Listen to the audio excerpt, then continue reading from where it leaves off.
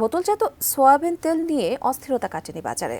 বেশিরভাগ দোকানেই মিলছে না প্রয়োজনীয় এই পণ্য। সবজির বাজার কমতির দিকে হলেও আলু পেঁয়াজে অস্বস্তি এখনো রয়েই গেছে।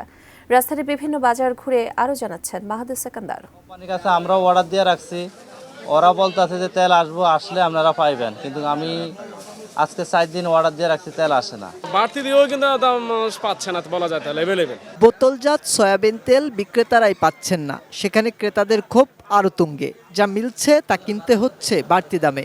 সরকার লিটার প্রতি 8 টাকা দাম বাড়ালেও ওই দামে বাজারে তেল পাওয়া যায় না। সরবরাহ সংকটে বোতলজাত সয়াবিন তেল কিনতে হচ্ছে প্রতি লিটার 180 টাকারও বেশি দামে। তেল তো মনে করেন মার্কেট আউট, টাকা দিয়েও মানুষ তেল পাইতেছে না। দাম বাড়লো, তারপরে বললো যে তেল পাওয়া যাবে, এখনো তো তেল নাই। কোয়ালিটি সম্পন্ন আন্তর্জাতিক মানের still bar CSRM, committed for better still.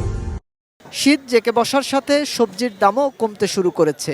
রাজধানীর বিভিন্ন বাজার ঘুরে দেখা যায় সবচেয়ে কম দামে মিলছে পেঁপে 40 টাকা কেজি, বেগুন প্রকারভেদে 60 থেকে 80 টাকায়, শসা, ঢেঁড়স, করলা, ঝিঙে ও পটলের দর 50 থেকে 70 টাকা প্রতি কেজি। টমেটো ও শিমের দামও সামান্য নেমেছে, তবে এখনো শতকের আশেপাশেই। নানা জাতের শাকের আটিও মিলছে 10 থেকে 15 টাকায়। অনেক কমে গেছে, ঠিক আছে, সবজির আমদানি হবে আর কমবে। নতুন আলু উঠতেছে, সব জিনিসের দাম কমতেছে, কেজি 10-15 টাকা কমে আছে।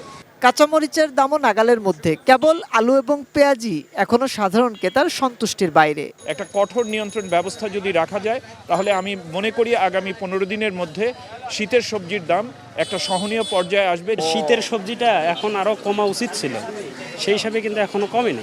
দাম নিয়ন্ত্রণে কেবল সরবরাহ বাড়ানো নয়, মধ্যস্বত্বভোগীদের দৌরাত্ম্য কমানোর দাবি ক্রেতা বিক্রেতা সবার।